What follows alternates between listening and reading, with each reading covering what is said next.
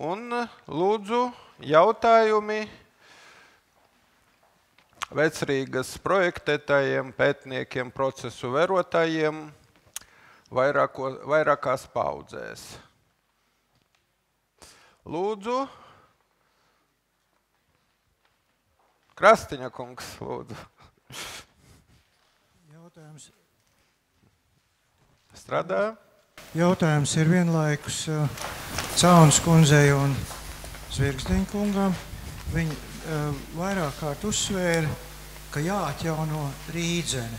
Vismaz jāiezīmē un vēl kaut kas un frāzes vēl kaut kas. Tas ir diemžēl darbs, kas nav veikts.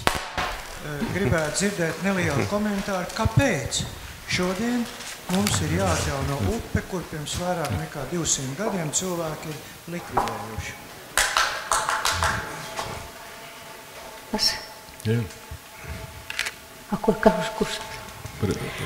Nu, kas var atbildēt? Es nedomāju, ka jāatjauno upe, tā jau tas nebija traktēts. Bija tikai brīvas vietas reģenerācijas projektā, tā kā tas lielu laukums, tā kā pie bijušās ostas vietas, kuru varētu iekārtot, marķējot šīs pilsētas, tās bijušās Rīdzenes trasi ar kaut kādu ūdens motīvu vai ko, tā iekļaujot pilsētas labiekārtošanā. Tad ar vienu pazīmi kaut kādu no, kur iespējams, ne jau visur.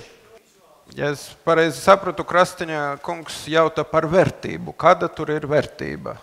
Vai ne? Nu, pa cik plānu, kā dabas objektu plānu iespaidoja šī Rīdzenes upe, nu, no tāda viedokļa ir šī vērtība. Kāda vērtība vidē tad, kad Rīga vispār nebija? Nu, tad mums jājauc nost viss. Nu, bet šī gadījumā bija tāds pieņēmums, varbūt arī citāds, protams. Labi, varbūt jums ir kaut kas piebilstams? Manā gadījumā jau tas uzdevums arī tāds bija parādīt to atšķirību, kāda ir, teiksim, starp to reģenerācijas projektu pieeju un, teiksim, to, kas ir šobrīd no būvnoteikumiem. Un man pašam nemaz neliekas, ka tas būtu vajadzīgs atjaunot Rīdzeni vai kaut kā rādīt. Jo tas, kā es beigās teicu, ka būvnoteikumi kaut kādā ziņā ļauj, varbūt viengabalaināku, homogēnāku vidi iegūt nekā, teiksim. Bet no otras puses par to Vecrīgas, kas tas ir, atraktivitāti vai interesantams vai kaut kas tāds, tas kaut kādā ziņā vairāk varbūt bija jaušams tajā reģenerācijas projektā. Un reizē tieši tas uzsver viens, ka tu vari lasīt no attēliem, no kartēm vecām, kā Rīga ir veidojusies, un saprot, reģenerācijas projektā tā doma bija to vidē rādīt, bet tas ir, sabiedrība jau ir, vai sabiedrība vai profesionāļi ir izšķīrušies par to, kāds ir tagad šobrīd. Tas ir informatīvs materiāls. Tā, paldies. Varbūt vēl jautājumi, varbūt par pašu reģenerācijas projektu, kurš īstenībā pat laban ir pārstāvēts 3 grāmatas krievu valoda, un savā ziņā tas padara viņu tādu par enigmatisku priekšmetu, bez tulkojuma latviešu, angļu valodās. Lūdzu. Tā, tie, kuri varbūt vēl nebija runājuši, lūdzu, šeit tur mikrofonu, lūdzu, stādieties priekšā. Ģirds Birziņš, vienkārši.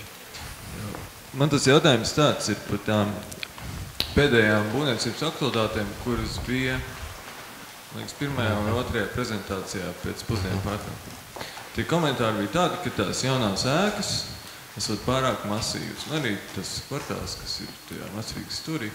Tad jautājums ir tāds, vai tie būvnoteikumi ir, bet tas viss ir tā kā legāli, vai ne? Pie universāla veikals centrs ir uzbūvēts legāli. Neviens netaisās jaukt nos, bet cilvēki saka, ka viņš ir masīvs. Varbūt tās profesionāļi ir pieņēmuši, apšaubāmas noteikumus investoru labā, kas faktiski nerespektē to esošo apbūvi. Un tad tas, faktiski, tā politika šobrīd ir nepareiza. Lai gan profesionāļi saka, ka, jūs esat izšķirusies par tādu soli, kādu jūs esat izšķirušies. Varbūt tās jāmaina šī apbūves un veikta. Jā, paldies. Ko paredzēja Pučiņa projekts tajā vietā. Pie Universāla veikala centrs, varbūt. Universāla veikala centrs, tā es kā pašā sākumā teicu, ka 30. gados jau apvienoja ļoti daudz zemes gabalus, un pilsētu būvniecības pieminekļi viena no tādām īpašībām, kas jāievēro, ir parcelācija. Tas ir sīkais dalījums. Protams, kad šo parcelāciju ir grūti ievērot mūsdienu apstākļos, bet viņu nevajag sagraut. Piemēram, Tirgoņa ielā jau šī parcelācija ir radīta, kaut gan iekšpusē tur ir apvienojums. Bet Universāla veikals viņš pārklāja veselu ielu, izslēdz no pilsētas struktūras, pievieno vēl vienu kvartālu pārielai, klāt par to ir runa. Ka šī gadījumā viņš turpina šo graujošo procesu. Tā, jums ir? Lielā mērā es varu pievienoties Caunas kundzei.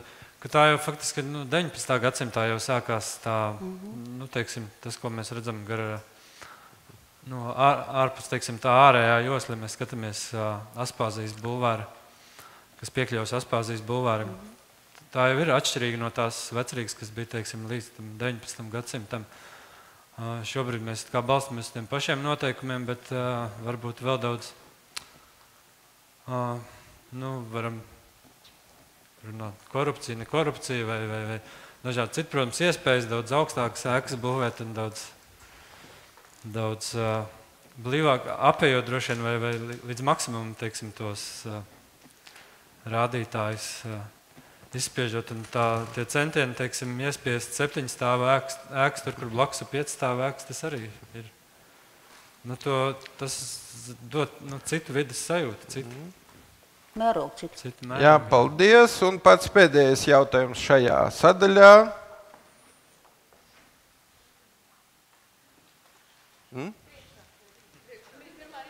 Jā, šī dāma ļoti aktīva.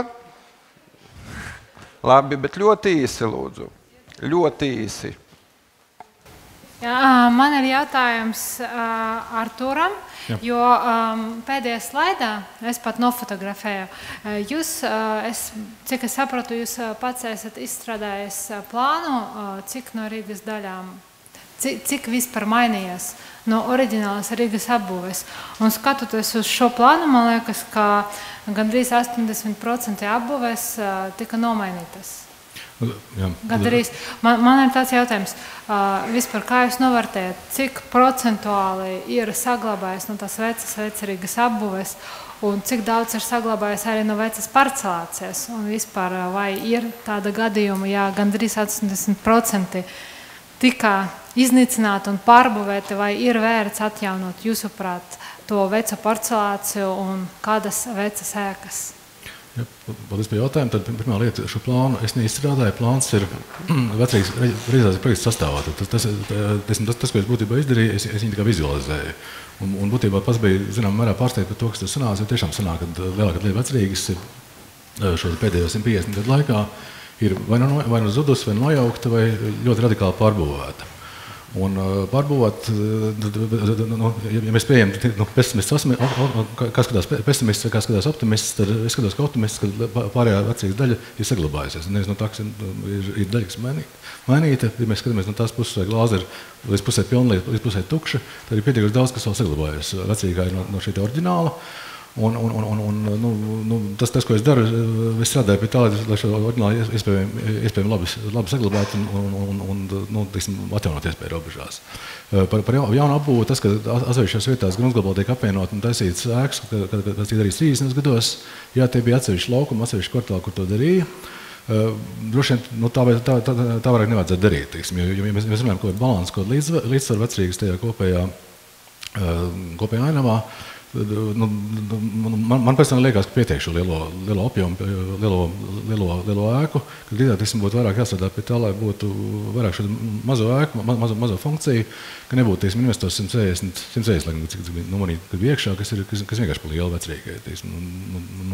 Tā, jā. Tas, protams, ir kaut kāds finanses spiediens vēl kaut kas, bet cerēsim, kad paliks Vecrīga kā Vecrīga, tomēr, ka Vecrīga kā Vecrīga arī paliks nākotnē.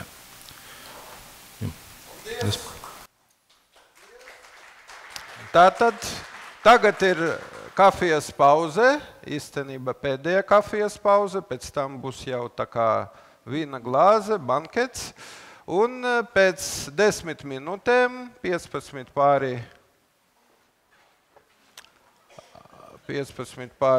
3, tad atkal šeit būs filma, un tad ļoti aizrautīga diskusija ar profesora Krastiņa, ar Edvina Burkovska no Pučiņa grupas, Aigara Kušča un Dainas Lāces piedalīšanos.